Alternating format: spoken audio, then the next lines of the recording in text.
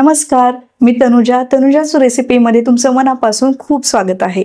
आज आपण सर्वांना आवडणारा आणि अधूनमधून आपल्याला खावासा वाटणारा व्हेज पुलाव कसा बनवायचा ते पाहणार आहोत। तर पुलाव बनवण्यासाठी कुठले बारकावे आपल्याला इथे वापरावे लागतात ते मी या व्हिडिओमध्ये मी सांगणार आहे। त्यासाठी हा व्हिडिओ शेवटपर्यंत पूर्ण पहा, लक्षपूर्वक ऐका आणि त्याप्रमाणे ही पुलावची कृती करून बघा। नक्की पुलाव खूप छान होईल। तर चला आपल्या ह्या रेसिपीसाठी आपल्याला काय साहित्य लागणार आहे ते अगोदर पाहूयात। या रेसिपीसाठी लागणारं साहित्य आणि त्याचं प्रमाण इथे मी दिलेलं आहे, ते तुम्ही नक्की पाहून घ्या।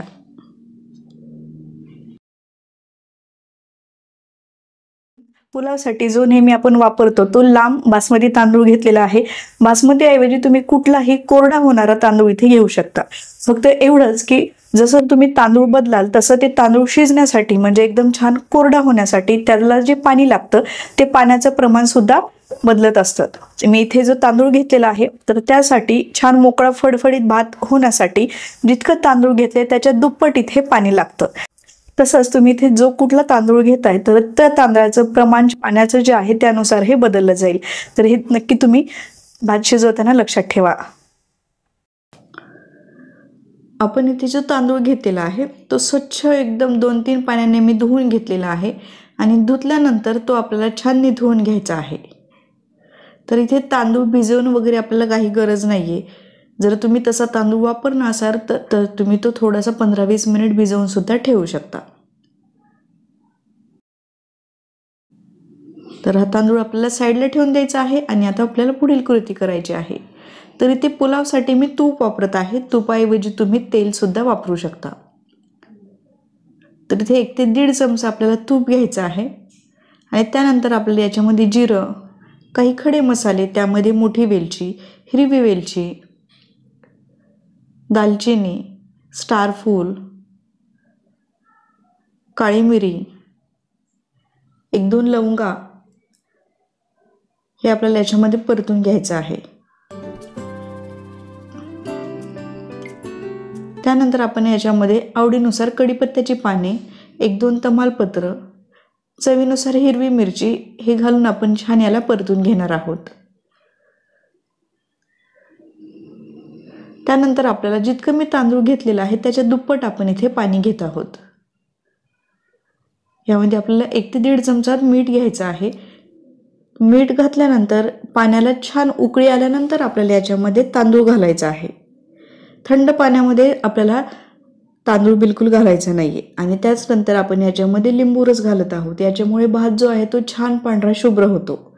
आता आपण इथे भाज्या घातलेल्या नाहीयेत कारण भाज्यांचा आणि तांदळाचा शिजण्याचा जो टायमिंग असतो तो वेगळा असतो। आपण इथे ज्या भाज्या घेतलेल्या आहेत त्या इथे आपल्याला आवडीनुसार घ्यायच्या आहेत। भाज्यांचं प्रमाण आणि कोणत्या भाज्या घ्यायच्या हे तुम्ही तुमच्या आवडीनुसार ठरवू शकता। आता आपल्याला एका कढईमध्ये थोडंसं तेल किंवा तूप आपल्याला इथे घ्यायचं आहे। मी तूप घेतलेलं आहे 1 ते 1.5 चमचा। त्यानंतर आपण ज्या कुठल्या भाज्या घेतलेल्या आहेत त्यामध्ये इथे आपल्याला इथे छान क्रिस्पी आपल्याला त्या परतून घ्यायच्या आहेत। तर सर्वात प्रथम आपण इथे कांदा परतून घेणार आहोत। कांदा छान असा गुलाबी झाल्यानंतर आपण याच्यामध्ये मी इथे घेवडा घेतलेला आहे। तुम्हाला जर आवडत असेल फरसबी तर तुम्ही ते सुद्धा घेऊ शकता। आपण आपल्या आवडीनुसार इथे भाज्या घ्यायच्या आहेत। त्यानंतर आपण इथे फ्लॉवर घेतलेले आहे अर्धा कप, गाजर अर्धा कप घेतलेला आहे, ओले वाटाणे हे छान आपल्याला परतून घ्यायचं आहे। म्हणजे भात जो आहे तो जेव्हा 80% शिजेल तोपर्यंत आपण इथे ह्या भाज्या ज्या आहेत त्या छान परतून घ्यायच्या आहेत। म्हणजे पुलावमधील ज्या भाज्या आहेत ते एकदम छान असं मऊ होईपर्यंत शिजणार नाहीत आणि पुलावमधील भाज्या हे छान क्रिस्पी होतील। याच्यामध्ये आपण आपल्या आवडीनुसार सुकामेवा घालू शकतो। इथे मी काजू आणि थोडेसे मनुके घेतलेले आहेत। तर भाज्या छान क्रिस्पी झाल्यानंतर आपल्याला इथे आपण जो भात शिजवायला ठेवला होता तो सुद्धा छान आता 80% भात शिजून झालेला आहे। तर भात असा 80% शिजून झाल्यानंतर आपण ज्या काही भाज्या आपण परतून घेतलेल्या आहेत त्या भाज्या आपल्याला याच्यामध्ये घालायच्या आहेत। जर भाज्या आणि तांदूळ एकत्रच आपण शिजवायला ठेवलं तर भाज्या त्या खूप जास्त शिजल्या जातात। म्हणून हे अशा पद्धतीने एकदा पुलाव करून बघा, तुम्हाला खूप आवडेल। आता आपण जे भाज्या परतून घेतल्या होत्या ते आपल्याला याच्यामध्ये घालायच्या आहेत. भाज्या देखील 80% शिजवल्या आहेत आपण आणि भातसुद्धा तसा शिजवला आहे. भाज्या परतताना आपण मीठ घातलेलं नाही आहे, तर आता आपल्याला भाज्यांपुरतं मीठ घालायचं आहे. तांदूळ शिजवताना आपण मीठ अगोदरच घातलेलं आहे. इथे आपल्याला आवडीनुसार चिरलेली कोथिंबीर आणि थोडासा पुदिना घालायचा आहे आणि हे छान आपल्याला हलक्या हाताने हे परतून घ्यायचं आहे.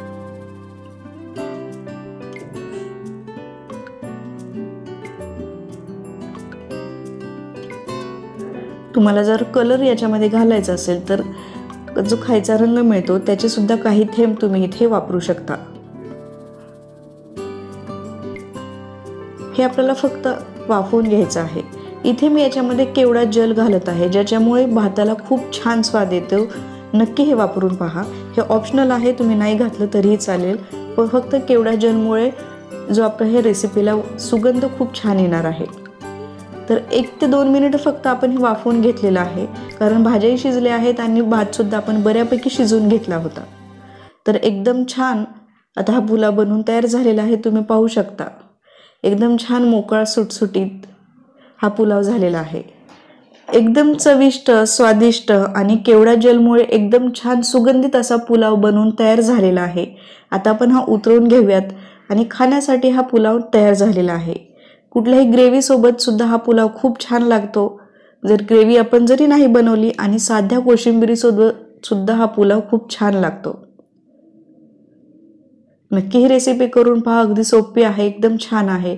अगदी कितीही जास्त प्रमाणात जरी तुम्हाला पुलाव करायचा असेल तर हे प्रमाण आणि ही कृती वापरून पुलाव करून बघा, तुम्हाला खूप आवडेल. तर इथे मी कांद्याची कोशिंबीर बनवलेली आहे, त्यासोबत हा पुलाव आम्ही खाणार आहोत. नक्की खूप छान झालेला आहे. करून बघा. व्हिडिओ कसा वाटला ते सांगा. व्हिडिओ बघत बघत तुम्ही व्हिडिओ लाईक करायचं विसरला असाल तर लगेच लाईक करा. चॅनलला जो सबस्क्राईब केलेला असेल तर लगेच सबस्क्राईब करा. तर कशी वाटली आजची रेसिपी कमेंट्समध्ये नक्की शेअर करा.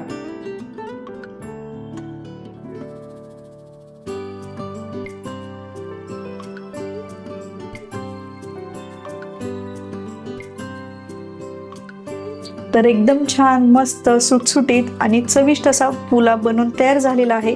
अगदी सोप्या पद्धतीने पण एकदम मस्त असा पुलाव बनवून झालेला आहे. नक्की करून पहा आणि आजची रेसिपी आणि याचा व्हिडिओ कसा वाटला ते सांगा. तसेच ही रेसिपी करून पहा आणि खाऊन पण पहा आणि त्याची चवही कशी वाटली तेही नक्की शेअर करा. ही रेसिपी आपण कोशिंबिरीसोबत किंवा कुठल्याही कडधान्याच्या उसळीसोबत सुद्धा खाऊ शकतो. तुम्हाला पुलाव कशासोबत खायला आवडतो तेही नक्की शेअर करा. तर आता पाहूयात नेहमीप्रमाणे स्वयंपाकघरामधील उपयुक्त अशा काही टिप्स.